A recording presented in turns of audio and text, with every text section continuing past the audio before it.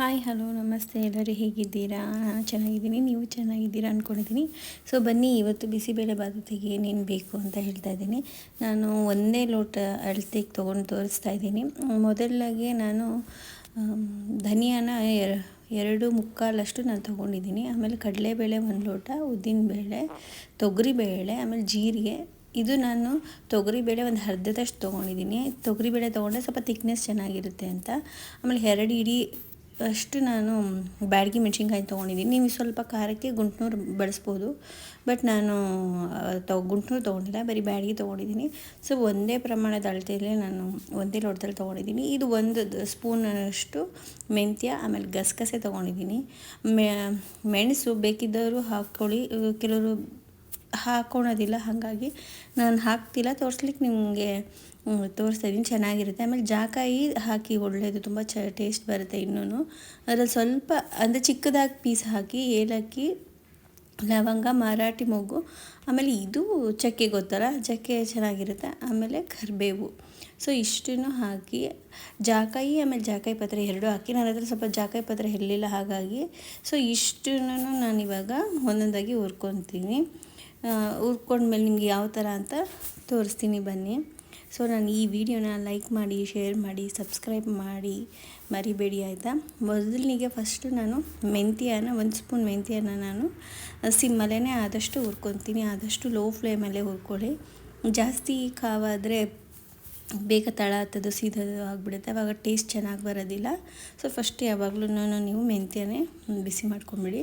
ಅದಾದಮೇಲೆ ಉದ್ದಿನಬೇಳೆ ನೀವು ಸಪ್ರೇಟಾಗಿ ಬಿಸಿ ಮಾಡಿಕೊಂಡ್ರೂ ಆಯಿತು, ಇಲ್ಲ ಎಲ್ಲ ಒಂದೊಂದೇ ಒಟ್ಟಿಗೆ ಬಿಸಿ ಮಾಡ್ಕೊತೀನಿ, ಸ್ವಲ್ಪನೇ ನಾನು ಮನೇಲಿ ಮಾಡ್ತಿದ್ದಿರೋದ್ರಿಂದ ಅಂದ್ರೂ ಆಯಿತು. ಸೊ ನಿಮ್ಮ ಅನುಕೂಲಕ್ಕೆ ನಿಮ್ಗೆ ಯಾವ ಥರ ಬೇಕೋ ಆ ಥರ ನೀವು ಹುರ್ಕೋಬೋದು. ನಾನಿವಾಗ ಅವೆರಡು ಒಟ್ಟಿಗೆ ಹುರಿದಿದ್ದೀನಿ. ನೆಕ್ಸ್ಟು ನಾನು ಕಡಲೆಬೇಳೆ ಹಾಕ್ತಾಯಿದ್ದೀನಿ. ಎಲ್ಲ ಒಂದೇ ಮೆಷರ್ಮೆಂಟೇ ನಾನು ತೊಗೊಂಡಿರೋದು. ಆ 1 ಲೋಟ ಏನು ನಾನು ತೊಗೊಂಡಿದ್ದೀನೋ ಅದರ ಲೋಟನೇ ಎಲ್ಲ ತೊಗೊಂಡಿರೋದು.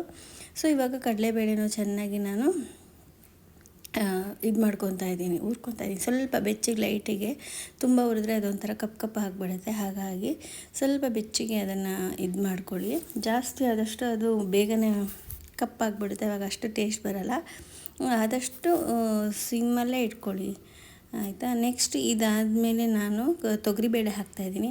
ಯಾರೂ ತೊಗರಿಬೇಳೆ ಹಾಕಲ್ಲ ಬಿಸಿಬೇಳೆ ಬಾತ್ಗೆ, ಬಟ್ ನಾನು ಹಾಕ್ತಾಯಿದ್ದೀನಿ. ಏನಕ್ಕೆ ಅಂದರೆ ಹೆಂಗಿದ್ರೂ ನಾವು ಮಾಡೋದು ಬಿಸಿಬೇಳೆ ಬಾತು, ಅದರಲ್ಲಿ ಬೇಳೆ ಆಲ್ರೆಡಿ ನಾವು ಹಾಕಿರ್ತೀವಿ, ಇನ್ನೇನಕ್ಕೆ ಅಂತ ನೀವು ಅಂದ್ಕೋಬೋದು. ಸ್ವಲ್ಪ ಪೌಡ್ರಲ್ಲೂ ಥಿಕ್ನೆಸ್ ಚೆನ್ನಾಗಿರುತ್ತೆ. ನೀವು ಬೇರೆ ಯಾವ್ದಾರು ಪಲ್ಯ ಅಥವಾ ಇನ್ನೇನಕ್ಕಾದ್ರು ಮಾಡಿದಾಗ ಇದು ಉಪಯೋಗಿಸಿದ್ರೂ ಇದು ತುಂಬ ಚೆನ್ನಾಗಿರುತ್ತೆ. ಹಾಗಾಗಿ ತೊಂಡೆಕಾಯಿ ಪಲ್ಯ ಏನಾದ್ರು ನೀವು ಮಾಡ್ತಿರಲ್ಲ, ಆ ಥರ ಪಲ್ಯಕ್ಕೂ ಇದನ್ನು ಹಾಕಿದ್ರು ತುಂಬ ಟೇಸ್ಟ್ ಬರುತ್ತೆ. ಆಮೇಲೆ ಬಿಸಿಬೇಳೆ ಬಾತಿಗೆ ಇದು ಹಾಕೋದ್ರಿಂದ ಇನ್ನೂ ಒಂಥರ ಥಿಕ್ನೆಸ್ಸು, ಟೇಸ್ಟ್ ಜಾಸ್ತಿ ಬರುತ್ತೆ. ಹಾಗಾಗಿ ಇದಾದಮೇಲೆ ನಾನು ಜೀರಿಗೆ ಹಾಕ್ತಾಯಿದ್ದೀನಿ. ಜೀರಿಗೆನೂ ಅಷ್ಟೇ ಒಂದು 3/4 ಮೇಲೇನೋ ನಾನು ತೊಗೊಂಡಿದ್ದೀನಿ. ಬಿಸಿಬೇಳೆ ಬಾತಿಗೆ ಮೇಯ್ನ್ ಇರೋದು ಜೀರಿಗೆ ಮತ್ತು ಧನಿಯಾ, ಚಕ್ಕೆ. ಇದು ಎಷ್ಟು ನೀವು ಚೆನ್ನಾಗಿ ಹಾಕ್ತೀರೋ ಹುರಿದು ಅಷ್ಟು ಟೇಸ್ಟ್ ಬರುತ್ತೆ ಯಾವಾಗಲೂ ಅಷ್ಟೇ. ಸೊ ಜೀರಿಗೆ ಧನಿಯಾದಲ್ಲೇ ಘಮ ಆಗಲಿ ಟೇಸ್ಟ್ ಬರೋದು ಜಾಸ್ತಿ.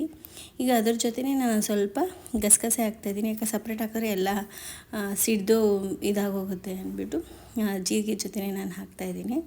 ಇದಾದಮೇಲೆ ನಾನು ಏನೇನು ತೊಗೊಂಡಿದ್ನಲ್ಲ, ಚಕ್ಕೆ, ಲವಂಗ, ಏಲಕ್ಕಿ ಎಲ್ಲನೂ ಇದ್ರ ಜೊತೆ ಹಾಕಿ ಫ್ರೈ ಮಾಡಿಬಿಡಿ. ನಾನು ಇದರಲ್ಲಿ ಅರ್ಶಿಣದ ಕೊಂಬು ತೊಗೊಂಡಿಲ್ಲ, ನಾನು ರುಬ್ಬೇಕಾದ್ರೆ ಅದಕ್ಕೆ ಅರ್ಶಿಣದ ಪೌಡ್ರೇ ಹಾಕ್ತಾಯಿದ್ದೀನಿ. ನಾನು ಯಾವುದೂ ಎಣ್ಣೆ ಹಾಕಿ ಇಲ್ಲಿ ಫ್ರೈ ಇದು ಮಾಡ್ತಾಯಿಲ್ಲ, ಎಲ್ಲ ಹಾಗೆ ಹುರಿತಾಯಿದ್ದೀನಿ. ಹೀಗೆ ಮಾಡಿ ಇಟ್ಕೊಂಡ್ರೆ ಸ್ವಲ್ಪ ದಿನದವರೆಗೂ ಇಟ್ಕೋಬೋದು. ಹಾಗಾಗಿ ಸೊ ಎಲ್ಲನೂ ನಾನು ಹುರಿದಾದ್ಮೇಲೆ ಕೊನೆಗೆ ನಾನು ಧನಿಯಾನ ಹಾಕ್ತಾಯಿದ್ದೀನಿ. ಧನಿಯಾ ನಾನು 2 ಲೋಟ ತೊಗೊಂಡಿದ್ದೀನಿ, ಬೇಕಿದ್ರೆ 3 ಲೋಟನೂ ನೀವು ತೊಗೋಬೋದು, ಚೆನ್ನಾಗೇ ಇರುತ್ತೆ ಟೇಸ್ಟು. ಅದು ನಿಮಗೆ ಯಾವ ಥರ ಅನಿಸುತ್ತೋ ಹಾಗೆ. ನಮ್ಮ ಮನೇಲಿ ನನ್ನ ಮಗಳಿಗೆ ತುಂಬಾ ಇಷ್ಟ ವಾಂಗಿಭಾತ್ ಆಗಲಿ, ಬಿಸಿಬೇಳೆ ಬಾತ್ ಪೌಡ್ರ್ ಆಗಲಿ. ಇದಕ್ಕಿಂತ ಮುಂಚೆ ನಾನು ವಾಂಗಿಭಾತ್ ಪೌಡ್ರ್ ಅದು ಹಾಕಿದ್ದೆ, ತುಂಬ ಜನ ಅದನ್ನು ನೋಡಿದ್ದೀರ, ನನಗೆ ತುಂಬ ಖುಷಿ ಆಯಿತು, ಲೈಕು ಮಾಡಿದ್ದೀರಾ. ಹಾಗಾಗಿ ಈಗ ನೆಕ್ಸ್ಟ್ ನಾನು ಈ ಬಿಸಿಬೇಳೆ ಬಾತ್ ಪೌಡ್ರನ್ನ ಮಾಡ್ತಾಯಿದ್ದೀನಿ. ಸೊ ಯಾರ್ಯಾರು ಅದನ್ನು ನೋಡಿಲ್ಲ ಅಂದರೆ ಆ ವಿಡಿಯೋನ ಒಂದ್ಸತಿ ನೋಡಿ. ಸೊ ಇದನ್ನು ಚೆನ್ನಾಗಿ ಹುರ್ಕೊಳ್ಳಿ. ಇದನ್ನು ಅದು ಏನೇ ನಾವು ಹುರಿದಿದ್ವಲ್ಲ ಕಾಳುಗಳೆಲ್ಲ, ಅದು ತಣ್ಣಗಾಗೋಷ್ಟೊತ್ತಿಗೆ ಈ ಹುರಿದು ಈ ಬಾಣಲಿಲೇ ಬಿಟ್ಬಿಡಿ. ಗ್ಯಾಸ್ ಆಫ್ ಮಾಡಿಬಿಟ್ಟು ಬಾಣಲಿಲಿ ಬಿಟ್ಟರೆ ಅದು ಚೆನ್ನಾಗಿ ಕ್ರಿಸ್ಪಿ ಥರ ಆಗೋಗುತ್ತೆ. ಅದೆಲ್ಲ ಒಣಗೋಷ್ಟೊತ್ತಿಗೆ ಇದು ಚೆನ್ನಾಗಿ ಹಸಿದೆಲ್ಲ ಹೋಗಿ ಒಣಗಿರೋ ಥರ ಆಗುತ್ತೆ. ಆವಾಗ ನೀವು ಪೌಡ್ರ್ ಮಾಡ್ಕೊಳಕ್ಕೆ ಚೆನ್ನಾಗಿರುತ್ತೆ. ಅದರಲ್ಲೇ ಬಿಟ್ಬಿಡಿ. ಅದು ಕಾವಿಗೆ ಸ್ವಲ್ಪ ಹುರಿದು ಆಫ್ ಮಾಡಿಬಿಡಿ. ಆಫ್ ಮಾಡಿದ್ಮೇಲೆ ಅದು ಬಾಣಲಿಲೇ ಬಿಟ್ಬಿಡಿ. ಆ ಕಾವಿಗೆ ನೋಡಿ ಈ ಥರ ಚೆನ್ನಾಗಿ ಒಣಗಿದ್ರೆ ಯಾವ ಥರ ಬರುತ್ತೋ ಆ ಥರ ಬರುತ್ತೆ. ಸೊ ನಾನು ನೆಕ್ಸ್ಟು ಹಾಕ್ತಿರೋದು ಮೆಣಸಿನ್ಕಾಯಿ, ಒಣಮೆಣ್ಸಿನ್ಕಾಯಿ. ಇದು ನಾನು ಬರೀ ಬ್ಯಾಡಿಗೆ ಅಷ್ಟೇ ತೊಗೊಂಡಿದ್ದೀನಿ.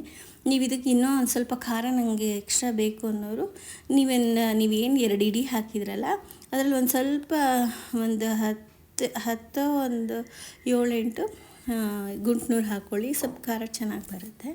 ಬಟ್ ನಮ್ಮ ಮನೇಲಿ ನಾವು ಇದೊಂದೇ ಉಪಯೋಗಿಸೋದ್ರಿಂದ ಹಾಗಾಗಿ ಅದೊಂದೇ ಹಾಕ್ತಾಯಿದ್ದೀನಿ. ಸೊ ಇದಿಷ್ಟು ಇವಾಗೆಲ್ಲ ಹುರ್ಕೊಂಡಿದ್ದೀನಿ. ಫಸ್ಟು ನಾನು ಈ ಕಾಳುಗಳೇನಿದೆಯಲ್ಲ ಅದನ್ನು ಪೌಡ್ರ್ ಮಾಡ್ಕೊತಾ ಇದ್ದೀನಿ. ಯಾಕಂದರೆ ನೆಕ್ಸ್ಟು ಆಮೇಲೆ ಸಪ್ರೇಟಾಗಿ ನಾನು ಮೆಣಸಿನ್ಕಾಯಿ 2 ಪೌಡ್ರ್ ಮಾಡಿ ಮತ್ತೆ 2 ಒಟ್ಟಿಗೆ ನಾನು ಮಾಡ್ತೀನಿ. ಇಲ್ಲ ನಾನು ಒಟ್ಟಿಗೆ 2 ಹಾಕ್ತೀರಿ ಅನ್ನೋದಾದರೆ ಹಾಕ್ಬೋದು. ಬಟ್ ನಾನು ಈ ಥರನೇ ಸ್ವಲ್ಪ ಮಾಡಿಕೊಂಡು ಕೊನೆಗೆ 2 ಮಿಕ್ಸ್ ಮಾಡ್ಕೊತೀನಿ ಜಾರಲ್ಲೇ. ಧನಿಯಾದು ಒಂದು ಆಯಿತು. ಈಗ ನೆಕ್ಸ್ಟ್ ಬಂದು ಇದನ್ನು ಹಾಕ್ತಾಯಿದ್ದೀನಿ, ಒಣಮೆಣ್ಸಿನ್ಕಾಯಿ. ಸೊ ಇವೆರಡು ಮಿಕ್ಸ್ ಮಾಡಿ ಮತ್ತೆ ನಾನು ಇನ್ನೊಂದು ಸರ್ತಿ ಹಾಕ್ತೀನಿ. ಯಾಕಂದರೆ ಆವಾಗ ನೀಟಾಗಿ ಅದೇ ಬ್ಲೆಂಡ್ ಆಗುತ್ತೆ ಅನ್ನೋದು ಕಾರಣಕ್ಕೋಸ್ಕರ ಅಷ್ಟೇ. ಸೊ ಪೌಡ್ರ್ ಮಾಡಿ ಆಯಿತು.